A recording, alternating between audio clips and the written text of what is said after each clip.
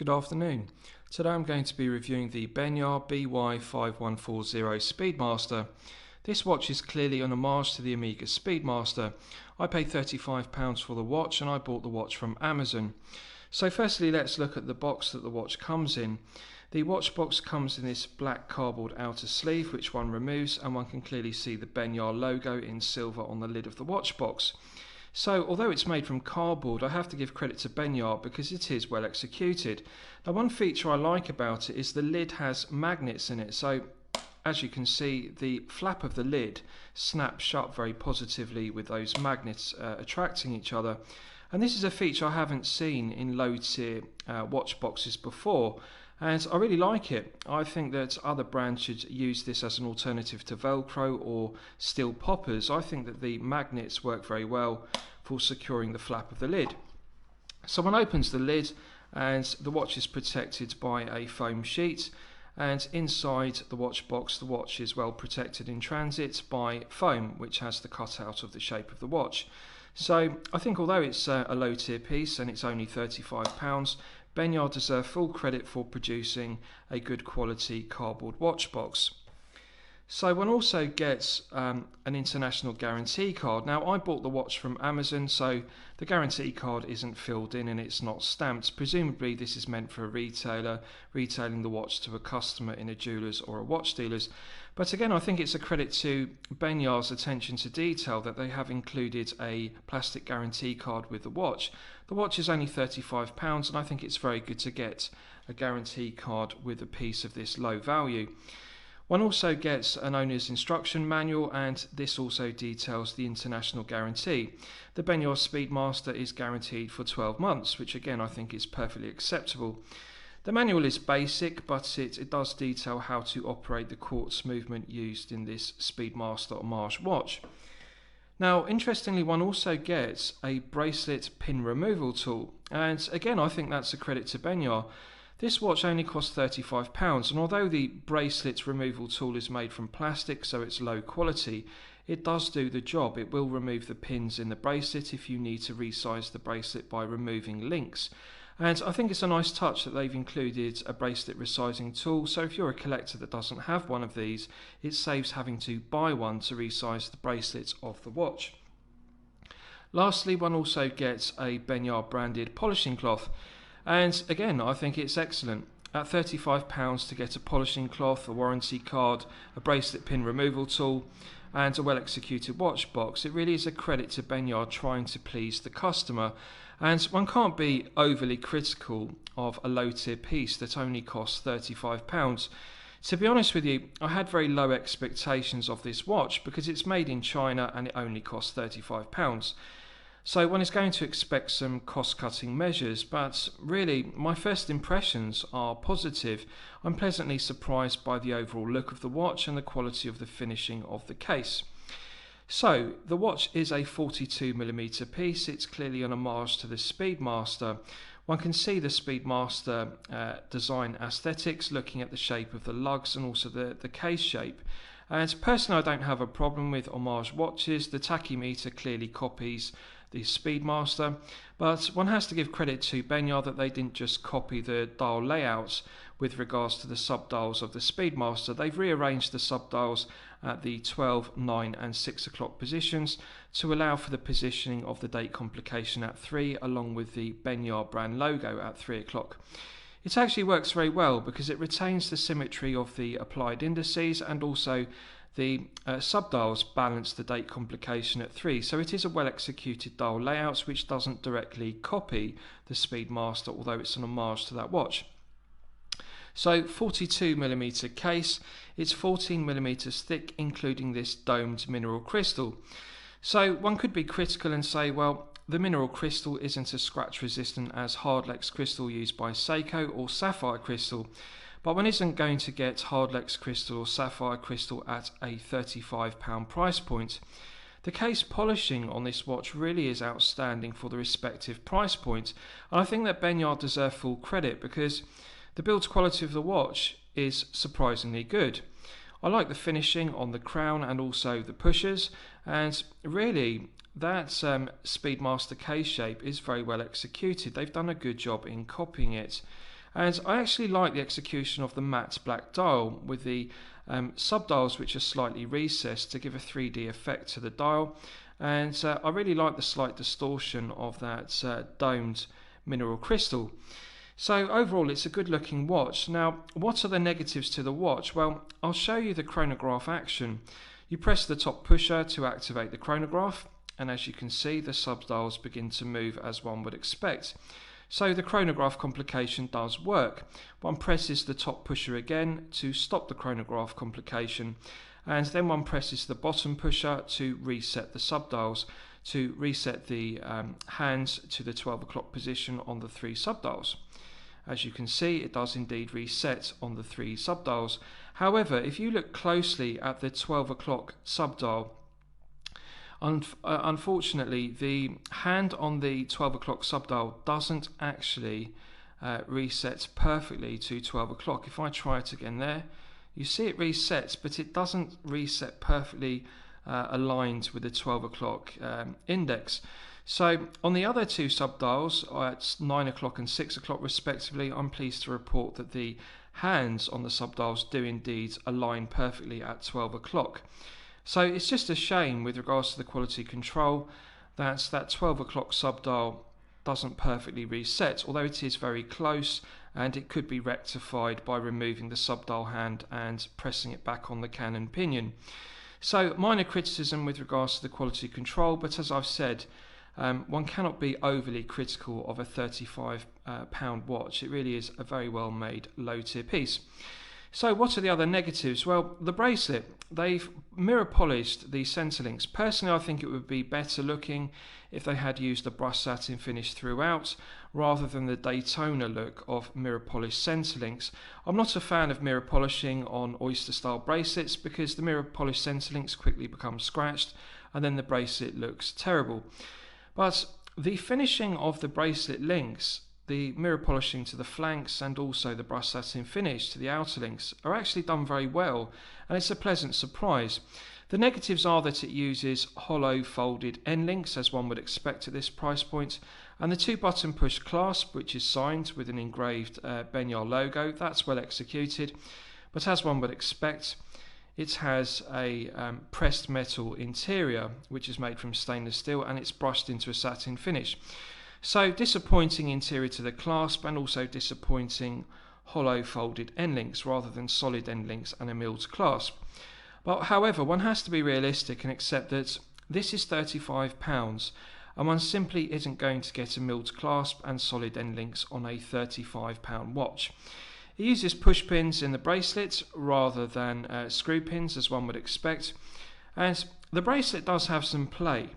So when you're looking at the articulation of the links, there is some slack.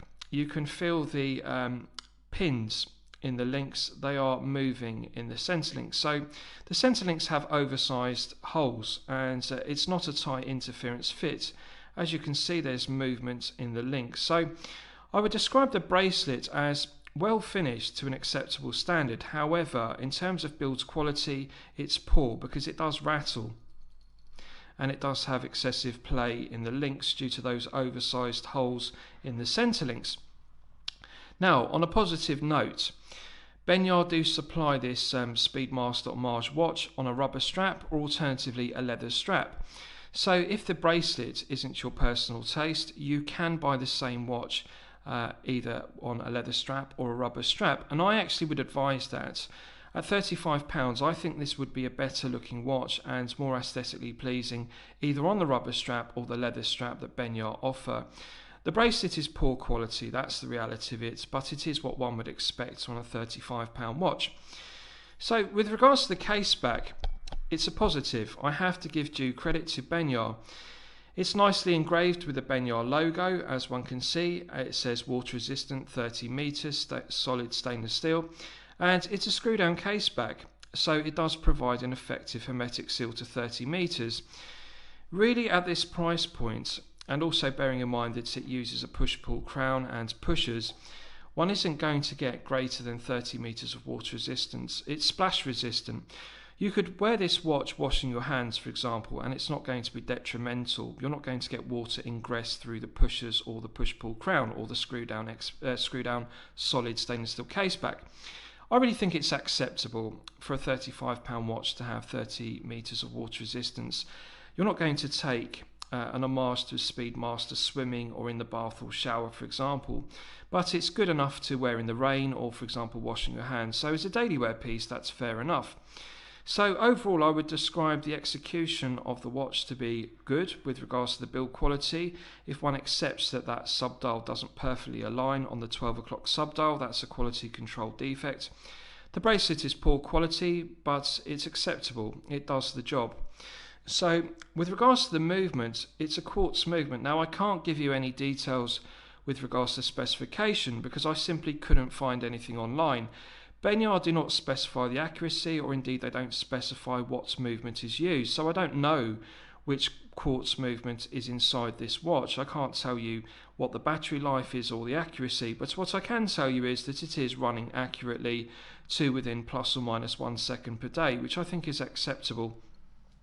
So I'll give you a wrist shot on my 8-inch wrist. Now I'm pleased to say that the bracelet does indeed fit my 8-inch wrist, and I haven't resized the bracelet. I've simply put it straight on my wrist, and as you can see, it fits my 8-inch wrist perfectly without any adjustment. The 2-button push clasp is acceptable, and it does actually look aesthetically pleasing with the Benyar brand logo engraved in large font. So really, I think that if this watch is worn on a leather strap or a rubber strap, that would actually improve the look of the watch. But it does fit my 8-inch wrist very well, as one would expect with the Omega Speedmaster case shape. The case shape and also the lug profile wrap very well and fit very snugly around the wrist. So I think it's a very aesthetically pleasing homage to the Speedmaster at low expense. And I really like it. I think at £35 it really is a good looking watch.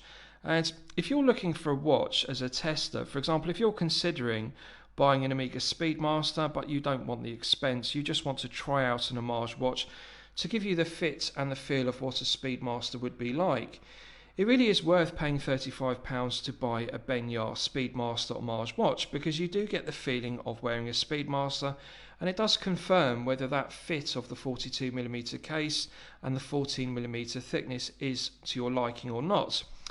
So it does a good job as an homage watch.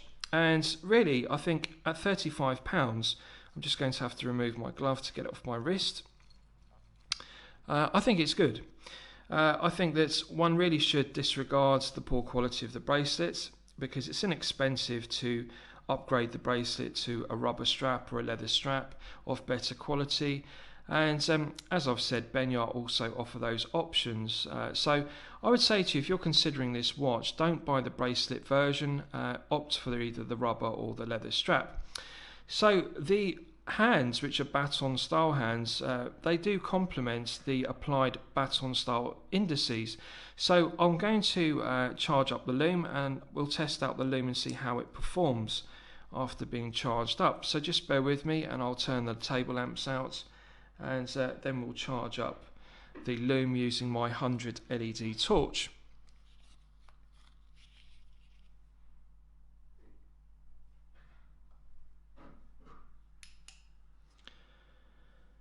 Right, so I'm going to charge up the Lume on the watch to the absolute maximum, and then we'll see how it performs. Now remember, this is £35, it's a low tier piece, it's a very inexpensive watch that anyone can afford. So I'm not expecting the Lume to be anything special, but we'll test it out and see how it looks when it's fully charged. Right, so that's now fully charged up. And as you can see, the Lume on the applied indices and also the baton style hands glow in a green tone, which reminds me of tritium Lume or green C3 superluminova. But I have to be honest with you and say the Lume is very poor. It doesn't glow very brightly initially, and it's immediately beginning to fade and fade fast. It's poor quality Lume, and so that's partly due to the small Lume plot area on the baton applied indices and the baton style hands. The problem with baton style stick indices and also baton hands is they don't really allow a large surface area. There isn't a large plot in terms of the area that one can apply lume, so one is never going to get very good quality performance. But however, it is lumed for aesthetic purposes, and again, I'm not going to be highly critical of the poor performance of the lume because of the low price point of the watch. So that's your lume test, and I have to be honest and say the lume is poor. So I'm just going to turn the table lamps back on, and then you will see the watch again illuminated. So what do I think of the watch? Well, it's certainly excellent value at £35, even if one says, well, I'm going to throw away the bracelet and upgrade it to a leather strap or a rubber strap, or alternatively buy the watch on those options. I think it's a good looking piece. I think the build quality is acceptable. It's a disappointment with regards to quality control that the subdial hand doesn't perfectly align, but that's a minor criticism. One is going to get those kind of issues with a £35 watch.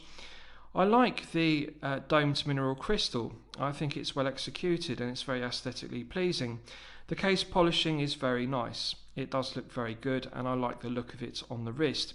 It's a comfortable piece due to that flat stainless steel case back. So in terms of feel-good factor, the feel-good factor of this watch is very good.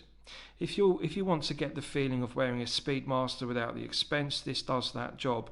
And I really think that this watch would be even better looking if it was worn on a rubber strap or a leather strap. So really, for £35, can the watch be beaten? I don't think it can, because it is a quartz chronograph, and the chronograph does work, and it's a nice looking watch. I mean, if you wear this watch and you will like a watch that's inexpensive, that you don't have to worry about damaging it, scratching it, dropping it, I really think this is a good buy.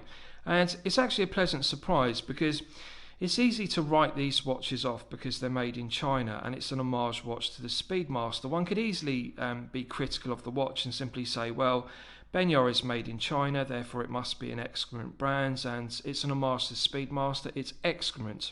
Anything less than the Speedmaster is rubbish. But I actually think it's a good homage watch for the price point. Yes, there are more expensive options if you're looking for an homage to the Speedmaster, but I really think, yes, it's good quality and good value for £35. One has to factor in the price point of the watch. It's a 42mm, it does have heft, and although the bracelet feels lightweight and rattly, the actual head of the piece itself does have nice heft, and one does get that feeling on the wrist of wearing a heavy piece, and I like that.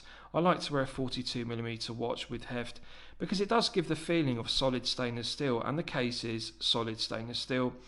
The tachymeter is well executed. The finishing of the numerals and the minute ticks are done very well. So I can't criticise the finishing of the tachymeter. I think it's done very well. The push-pull crown is silky smooth to operate. One can easily set the time. It has a quick set date, and the pushers do work, despite the fact that the 12 o'clock subdial doesn't reset perfectly. The alignments on the 9 o'clock and 6 o'clock are perfect. So I think that's fair enough. So overall, would I recommend the watch? I think at £35 the watch is good quality and good value at the respective price. Really, to get a better homage to the Speedmaster, you're going to have to spend significantly more than £35. That's a given. So yes, I'm going to recommend it. I think Benyar have done a good job, and bear in mind the other things that they've included with the watch: the bracelet pin resizing tool, the warranty card, the instruction manual, and even the polishing cloth.